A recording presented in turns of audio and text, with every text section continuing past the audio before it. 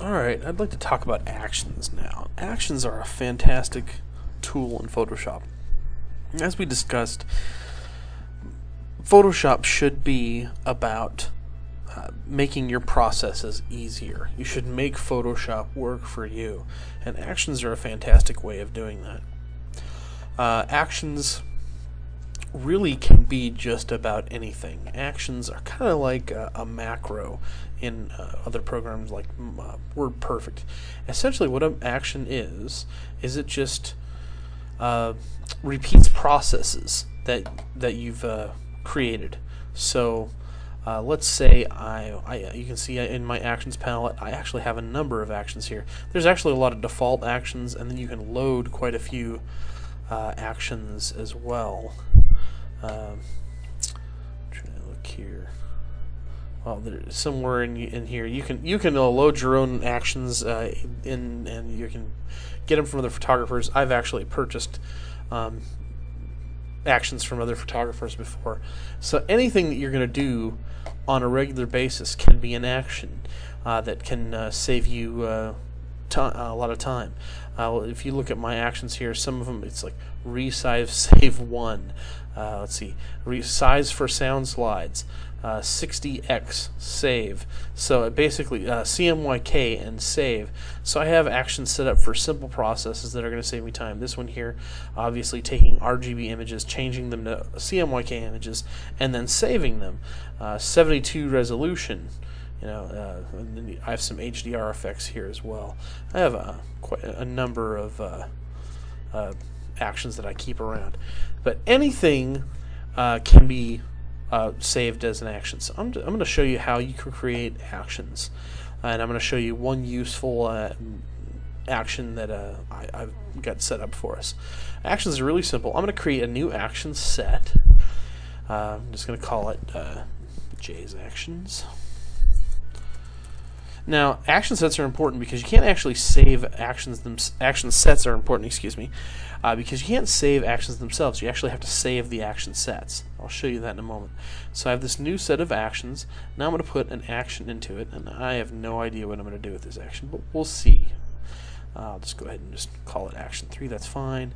And let's see. I'm going to maybe for this one I'm going to create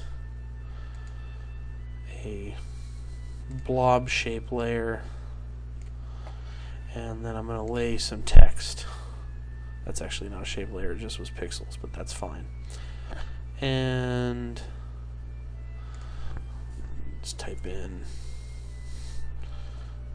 come on, there we go, C,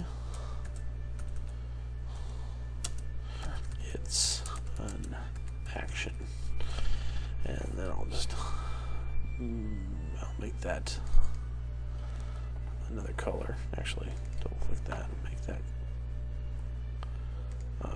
black.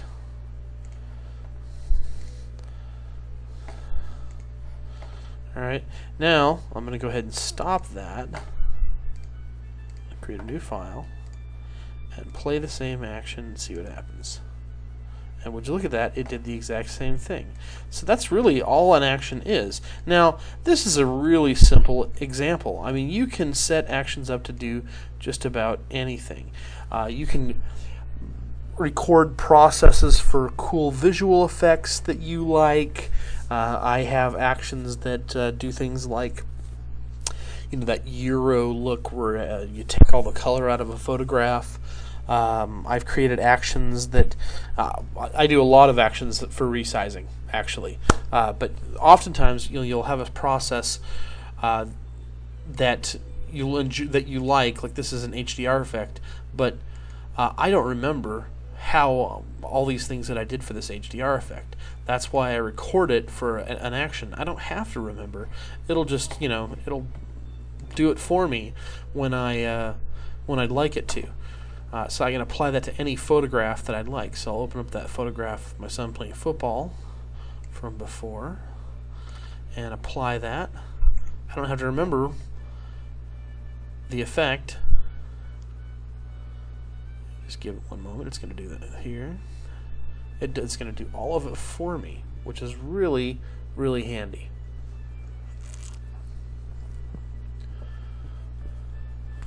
There's actually quite a few steps in that. But I don't even have to sit here for this. That's one of the beautiful things. If it's a long process, I could actually get up, go have some coffee, whatever. Yeah, kind of a cool effect. Gives it, you know, a nice gritty feel. It looks a little bit more hard-edged. You know, that's a pretty popular effect. This, like I said, it's an HDR fake. So, pretty cool effect, and I just have it on hand. I don't have to remember how to do that. I've done it once with an action, and now I have it every time. Now, some things that we can do with actions. Let's talk about how flexible actions are. Let's go back to that action I created. Now let's do. Let's see what else we can do with them. Let's say I want to, when I create this little blob guy, you know, I don't want him on the background layer. I want him on his own layer. So, you know, you might think that you'd actually have to go through and perform this whole thing again. You don't. You actually can actually add steps anytime you feel like it. So I could actually click in the action, press record, add a layer, press stop, and now I actually want that layer above the draw. I want that to happen before the draw. So now make layer happens before draw. Let's go ahead and do a new file, and let's see what happens now. We'll press play. Now that blob is on its own layer. Oop, I'm not on the layer. There we go. Now it's on its own individual layer. So it's very easy to make changes to an action. You saw that I added a step. You saw that I changed the order of a step. So nothing to it. We can also pass instructions with what are called stops, or even delete portions as well. If I wanted to delete this, I could just drag it to the bottom to the trash can. It's gone. It's no longer part of that action. But let's say I want to actually add a stop. Let's see, where did I stop? There you go, insert stop, and I can put a message in, and I'm going to put in add new layer if you don't want the blob on your background layer. And I'm going to tell it allow continue, so that if they don't care if it's on the background layer, then they can just go ahead and press continue. Now let's try another file new. Okay, and now let's try it, and I'm going to press play. Oh, I actually had those out of order, but I'll show you how easy it is to fix that. So there it is. It's too late, so I'm just going to press continue. It goes through the rest of the action. Let's close that. No, I don't want it. I don't want that one, and I really don't even need this one. So get rid of all of them, open a new file, and now I'm going to fix my action. I want my stop to be up. Oh, that's okay. I don't need to edit it. I want to just move it. There we go. Now I press play. I tell it to stop. I add my layer, and then press play again on the draw level, and it's done what I've asked it to do. So you can actually stop or put a stop into an action so that you can pass instructions.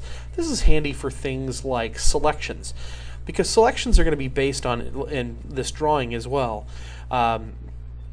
any drawing that you make with a tool, any selection you make that's tool based, like a marquee selection, is going to be based on the size of the image and the coordinates in that image that you create the original action in. So if I create an action and it has a rectangular marquee and the photograph is 8 by 10, if I run that same action with a selection on an 8 by 10 photograph on a 4 by 6, obviously I'm going to have some problems with the dimensions. So that's why instead of actually programming a selection into an action, you would actually put a stop in and say select the desired portion before you continue. They can then make the selection that they'd like and then pass it on. I say they then because I make actions for myself all the time, but the reality is it's really great to share actions. A lot of photographers do. You can just go out there and search on the internet for actions. You're going to find all kinds of cool stuff. In fact, I have, let's see, this Rancher's brand right here. Look at that thing. Look at all those steps. It's ridiculous. And that is an action I actually downloaded from the internet for to show a student last semester. So very easy to do. Now let's take it a step further. I'm going to show you how a practical application of this can work. I have a whole bunch of photos of houses for a website that I'm doing. They're actually artist renditions of houses. And you can see they're all 360 pixels wide because they're for some Flash projects for a website. Now I need 360 pixel wide versions, but I also need 120 pixel wide versions. Now it would be easy enough to open up all these photographs and resize them to 120 pixels, but it'd be even easier to do this with an action. So I'm going to go into here and I'm going to go into set 1. I'm going to create a new action.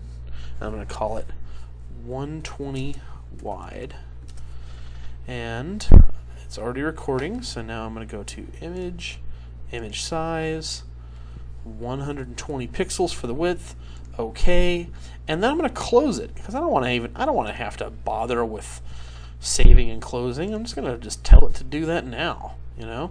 So it's a really simple process, but if I had to do that a dozen times, it'd take a little bit of time. Instead, I can just make it into an action, press stop.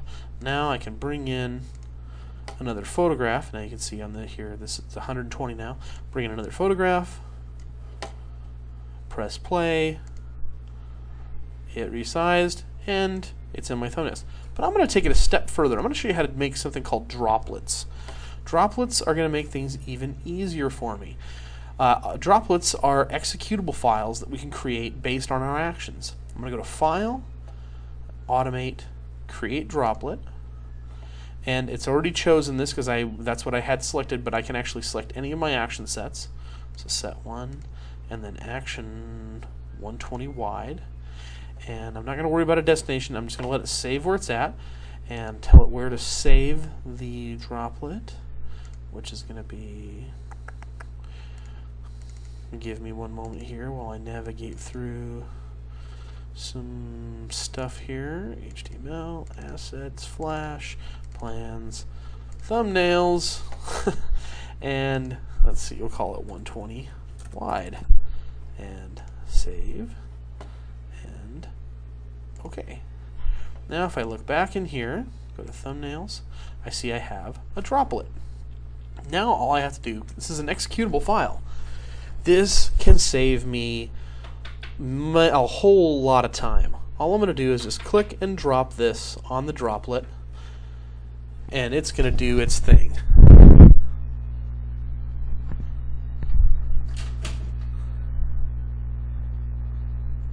It's actually going to open all of those in Photoshop. I don't have to do anything. I'm just going to sit here and watch it. It may not even jump over into Photoshop. I'm not sure if it's even... It looks like it's already done. Let's take a look here. Hover over those, and there we go. They're all 120 wide now. So that one went really fast because they were small files. But imagine the implications. Like think of one possible opportunity would be if I'm taking a bunch of photographs to Walmart. I don't want to resize and color correct all of those. I just want them to, I just want to downsize them, do a quick levels adjustment, and send them to Walmart. So I have 100 photographs. I can do that all manually, or I can create an action and open each one of those photographs in Photoshop and do it, or I can create a droplet. I can drop those files onto my droplet. I can walk away for 20 minutes, half an hour, whatever, however long it takes. You can drop as many photos on the droplet. It just depends on your computer processing speed, how long it's going to take. But the point is that you're saving yourself so much time.